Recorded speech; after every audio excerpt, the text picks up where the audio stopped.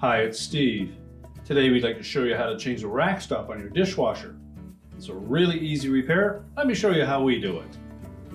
Now to replace this part, we simply need to open the dishwasher up, pull out the upper rack, whichever side you're planning on changing the rack stop on. We'll hold that rail out, push the rack back in out of the way.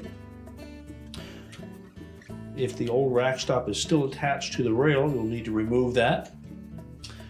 The upper portion of that rack stop has a little plastic spring tab on it, so you want to depress that and lift straight up on the rack stop. Remove the old one and discard it. When installing the new one, just make sure that that spring type tab is pulled open. Line it up with the two holes in the rail. Press it down into place. Make sure it locked firmly onto that rail. If not, just pull that spring tab back a little bit.